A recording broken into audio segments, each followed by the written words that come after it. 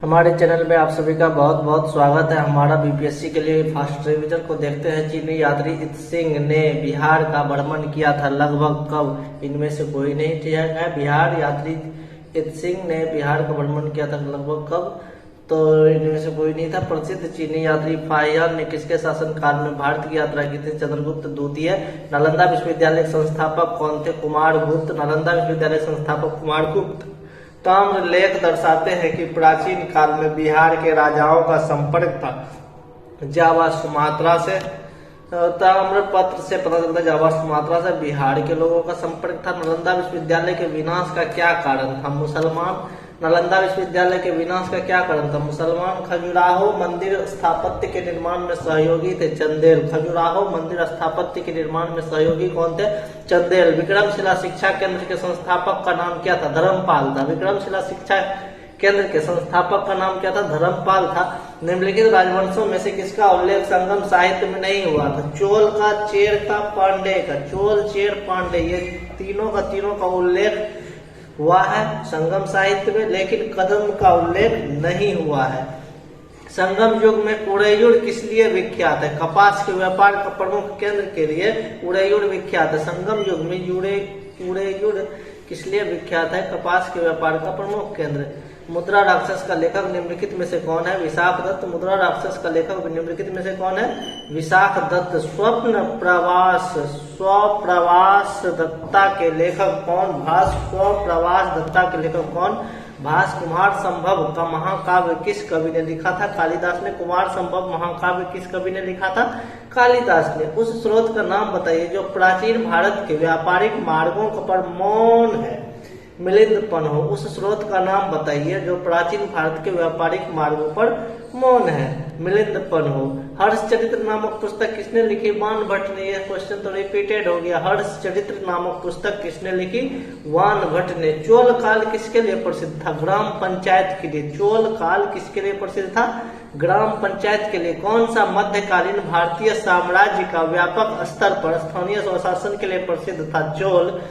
कौन सा मध्यकालीन भारतीय साम्राज्य व्यापक स्तर पर स्थानीय स्वशासन के लिए प्रसिद्ध था? तो वह कौन था? चोल था। दक्षिण भारत के मंदिरों के आकर्षण द्वार को क्या कहते हैं? तो आसान है। दक्षिण भारत के मंदिरों के आकर्षण द्वार को हम लोग गौपुरम कहते हैं। गुलाम वंश का प्रथम शासक कौन था? तो गुलाम वंश का प्रथम शासक था कुतुबुद्दीन ऐबक। कुतुबुद्दीन ऐबक की राजधानी कहाँ थी? लाहौर। कुतुबुद्दीन ऐबक की जो राजधानी थी वो कहाँ थी? वो लाहौर में थी। ठीक है। 2.5 दिन का झोपड़ा क्या है? एक मस्जिद है। 2.5 दिन का झोपड़ा एकदम रिपीटेड क्वेश्चन है। यह मस्जिद है। भारत में मोहम्मद गौरी ने किसको प्रथम उत्ता प्रदान किया था? तो मोहम्मद गौरी ने किसको प्रथम सत्ता प्रदान किया था? कुतुबुद्दीन ऐबक को। बिहार का प्रथम मुस्लिम विजेता कौन? बख्तियार खिलजी। बिहार का प्रथम मुस्लिम विजेता कौन? बख्तियार खिलजी। बिहार पर बख्तियार खिलजी के हमले पर पहला विवरण कहाँ प्राप्त हुआ है? तबकात ए नासिरी से यह पता चला है कि बख्तियार खिलजी बिहार पे हमला किया था और इन्होंने ही नालंदा विश्वविद्यालय को नष्ट किया था।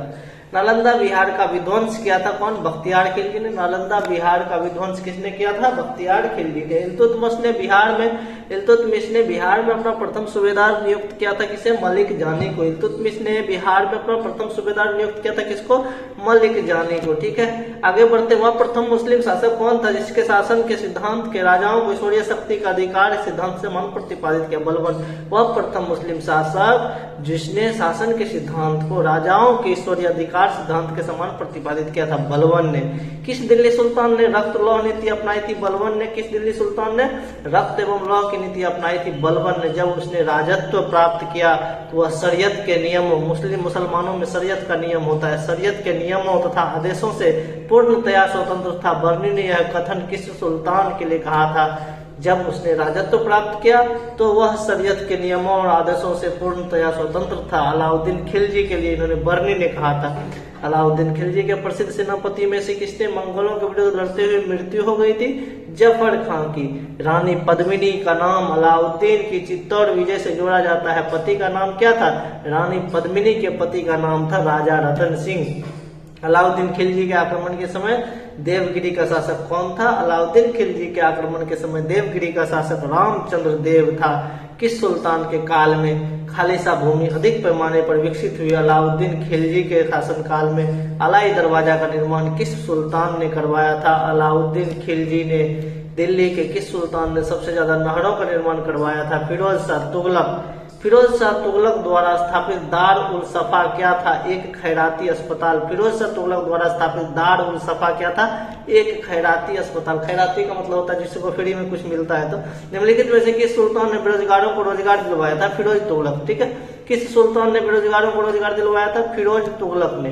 निम्नलिखित में से किस सुल्तान के दरबार में सबसे अधिक गुलाम थे? तो फिरोज तुगलक के दरबार में सबसे अधिक गुलाम थे दीवाने बंदगादास। निम्नलिखित में से किस सुल्तान ने फलों की गुणवत्ता सुधारने के लिए उपाय किए थे? फिरोज तुगलक ने फलों की गुणवत्ता सुधारने के लिए उपाय किया था फिरोज तुगलक ने। फारसी यात्री अब्दुल रज्जाक भारत में किस राजा के शासन काल में आया था? देवराय द्वितीय के शासन काल में फारसी यात्री अब्दुल रज्जाक भारत आया था। तैमूर के आक्रमण के बाद भारत में किस वंश की राज स्थापित हुआ? सैयद वंश। तैमूर के आक्रमण के बाद भारत में किस वंश का राज स्थापित हुआ? तो सैयद वंश का। आगे बढ़ते हैं हम लोग, इसमें देखते हैं निम्नलिखित में से किस सुल्तान ने एक नगर बसाया हुआ? अब आगरा है। सिकंदर लोदी ने एक नगर बसाया था जो कि अब क्या है? आगरा है। विजयनगर के उससे पहले शासक की पहचान करें जिसने बहमनियों से गोवा को छीना था? हरिहर द्वितीय। विजयनगर के किस राजा कृष्णदेव राय ने गोलकुंडा का युद्ध किस राजा के साथ लड़ा था? कुली कुतुब शाह। विजयनगर साम्राज्य के वित्तीय अवस्था की मुख्य विशेषता क्या है? भू राजस्व। विजयनगर साम्राज्य के वित्तीय अवस्था की मुख्य विशेषता क्या थी? भू राजस्व। विजयनगर साम्राज्य का अवशेष कहाँ मिलता है? हम्पी में। विजयनगर साम्राज्य का अवशेष कहाँ मिलता है? हम्पी में। दीवान है अर्ज विभाग संबंधित है रक्षा विभाग से। दीवान है अर्ज विभाग संबंधित है रक्षा विभाग से। शिवाजी की राजधानी कहाँ थी? तो ये था रायगढ़ में। सरंजामी प्रथा किससे संबंधित है? मराठा भू राजस्व प्रथा से। सरंजामी प्रथा किससे संबंधित है? मराठा भू राजस्व प्रथा से। बहमनी राज्य का संस्थापक कौन था? अलाउद्दीन हसन गंगू बहमन शाह। किस सुल्तान ने जमीन में फसल की नपाई का आधा राजस्व के रूप में दावा किया था? अलाउद्दीन खिलजी ने। शेख बहुद्दीन जकारिया किस संप्रदाय के थे? सोहरावर्दी संप्रदाय से थे। इन शासकों में से किसने अपनी सैन्य टुकड़ियों को 200, 250, 500 की इकाइयों में विभाजित किया था? इसमें शेर शाह ने भी और इस्लाम शाह ने भी। जवादित का संबंध किससे था? जवादित का संबंध राज्य के कानून से था। सल्तनत काल में सिक्के, टंका, ससगनी और जीतल किन धातुओं के थे? चांदी और तांबा के थे। भारत में कागज का प्रयोग कब से स्टार्ट हुआ? 12वीं शताब्दी से भारत में कागज का प्रयोग स्थापित हुआ। तबकात नासरी के लेखक कौन? मिन्हाज उल सिराज थे। सभी भक्ति संतों में एक समान विशेषता थी, उन्होंने अपनी वाणी को उसी भाषा में लिखा जिसे वो अपने भक्त समझते थे। मतलब कि जिस भाषा को भक्त समझते थे उसी भाषा में उन्होंने अपनी पुस्तकें लिखी थी। निम्नलिखित में से किस सुल्तान से निजामुद्दीन औलिया ने भेंट करने से इनकार कर दिया? अलाउद्दीन खिलजी। 12 मासा की रचना किसने की? मलिक मोहम्मद जायसी ने। 12 मासा की रचना किसने की? मलिक मोहम्मद जायसी ने। पानीपत के युद्ध में बाबर की जीत का मुख्य कारण क्या था? उसकी सैन्य कुशलता। तुजुक ए बाबरी किस भाषा में लिखा गया है? तुजुक ए बाबरी तुर्की भाषा में लिखा गया है। यह एक बाबर की आत्मकथा है। तुजुक ए बाबरी क्या है? बाबर की आत्मकथा है, जिसको हम लोग बाबरनामा भी बोलते हैं। यह भी तुर्की भाषा में लिखा गया है। हुमायूं की चुनार दुर्ग पर प्रथम बार आक्रमण किया था 1532 ईस्वी में। हुमायूं ने चुनार दुर्ग पर पहली बार आक्रमण किया था 1532 ईस्वी में। निम्नलिखित में से किसने अपने बादशाह पति के लिए मकबरे का निर्माण करवाया था? हाजी बेगम ने। हुमायूं नामा की रचना किसने की थी? गुलबदन बेगम ने। हुमायूं नामा की रचना किसने की थी? गुलबदन बेगम ने। हुमायूं द्वारा लड़े गए 4 प्रमुख युद्धों की तिथि के अनुसार सही क्रम अंकित करें। देवरा, चौसा, कन्नौज, सरहिंद। हुमायूं द्वारा लड़े गए 4 प्रमुख युद्धों की तिथि के अनुसार सही क्रम अंकित करें तो देवरा, चौसा, कन्नौज एंड सरहिंद।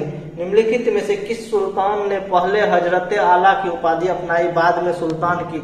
पहले हजरत आला, बाद में सुल्तान की उपाधि किसको मिला? शेरशाह सूरी को मिला। हल्दी घाटी के युद्ध में महाराणा प्रताप की सेना के सेनापति कौन थे? हकीम खान। महाराणा प्रताप के सेनापति हकीम खान थे, जो कि एक मुस्लिम थे। हल्दी घाटी के युद्ध में निम्नलिखित में से किस मुस्लिम शासक ने तीर्थ यात्रा समाप्त कर दिया। तीर्थ यात्रा पर जो कर था, टैक्स था, उसको समाप्त कर दिया गया राजा अकबर के द्वारा। अकबर ने बंगाल और बिहार को मुगल साम्राज्य में मिला दिया था 1576 ईस्वी में। अकबर ने बंगाल और बिहार को मुगल साम्राज्य में मिलाया 1576 ईस्वी में। भारत के किसके शासनकाल में इंग्लिश ईस्ट इंडिया कंपनी का गठन हुआ था?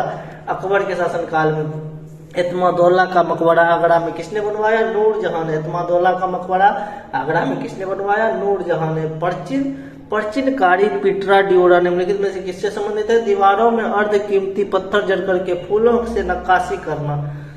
मध्यकाल की बटाई का शब्द क्या होता है? लगान निर्धारण करने का तरीका होता है। मध्यकाल में बटाई शब्द का क्या अर्थ होता है? तो लगान निर्धारण करने का एक तरीका होता है। किस मुगल शासक ने चित्रकारी के लिए कारखाने बनवाए थे? किस मुगल शासक ने चित्रकारी के लिए कारखाने बनवाए? तो अकबर ने चित्रकारी के लिए कारखाने बनवाए। दास्तान अमीर हमजा का चित्रांकन किसके द्वारा किया गया था? 2 व्यक्तियों के द्वारा, अब्दुल रस्मद और मीर सैयद अली। यूरोपीय चित्रकारी का प्रवेश किसके दरबार में हुआ था? यूरोपीय चित्रकारी का प्रवेश अकबर के दरबार में हुआ था। दसवंत और बसावन प्रसिद्ध चित्रकार मुगल सम्राट के किसके राज दरबारी थे? तो अकबर के राज दरबारी थे। मुगल चित्रकला किसके नेतृत्व में अपने शीर्ष बिंदु पर थी? तो जहांगीर के नेतृत्व में अपने शीर्ष बिंदु पर थी। जाब्ती प्रणाली किसकी उपज है? अकबर की उपज है। जाब्ती प्रणाली अकबर की उपज है। कश्मीर का अकबर किसे कहा गया? सुल्तान जैनुल आबिदीन को। सुल्तान जैनुल आबिदीन को कश्मीर का अकबर कहा गया था। 2 अस्पासिंग अस्पा प्रथा किसने शुरू की थी? जहांगीर ने। 2 अस्पा प्रथा किसने शुरू की थी? जहांगीर ने। ईरान के शाह और मुगल शासकों के बीच झगड़े का जड़ क्या था? कंधार। ईरान के शाह और मुगल शासकों के बीच झगड़े की जड़ क्या थी? कंधार। दिल्ली के लाल किले का निर्माण किसने करवाया था? शाहजहां ने। दिल्ली के लाल किले का निर्माण शाहजहां ने करवाया था। निम्नलिखित में से किस इतिहासकार ने शाहजहां के शासनकाल को मुगल काल का स्वर्ण युग कहा था? A.L. श्रीवास्तव। A.L. श्रीवास्तव ने क्या कहा था? शाहजहां के शासनकाल को मुगल काल का स्वर्ण युग कहा था। औरंगजेब द्वारा चलाए गए जिहाद का अर्थ क्या होता है? औरंगजेब द्वारा चलाए गए जिहाद का अर्थ दारुल इस्लाम होता है। पटना के सिख गुरु का जन्म कब हुआ था? पटना में जो सिख गुरु का जन्म हुआ था उनका नाम था गुरु गोविंद सिंह नाम था। मुगल प्रशासन में मुहत्सिब लोक आचरण अधिकारी। मुगल प्रशासन में मुहत्सिब कौन होता था? लोक आचरण अधिकारी होता था। मुगल प्रशासन में मगध ए मांस। मुगल प्रशासन में मगध ए मांस इंकित करता है विद्वानों को दी जाने वाले राजस्व मुक्ति अनुदत्त भूमि। मयूर सिंहासन पर बैठने वाला अंतिम मुगल शासक कौन था? तो मोहम्मद शाह। मुगल शासक सम्राट अंतिम मुगल मयूर सिंहासन पर बैठने वाला अंतिम मुगल साधन कौन था? मयूर सिंहासन पर बैठने वाला अंतिम मुगल सम्राट था मोहम्मद शाह। निम्नलिखित में से किस मुगल बादशाह को वजीर गाजी उद्दीन ने दिल्ली में दाखिल नहीं होने दिया था? शाह आलम द्वितीय। और इस तरह से हमारा ये पूरा का पूरा मध्यकालीन इतिहास समाप्त होता है। धन्यवाद। मिलते हैं हम लोग अब मॉडर्न हिस्ट्री को लेकर के।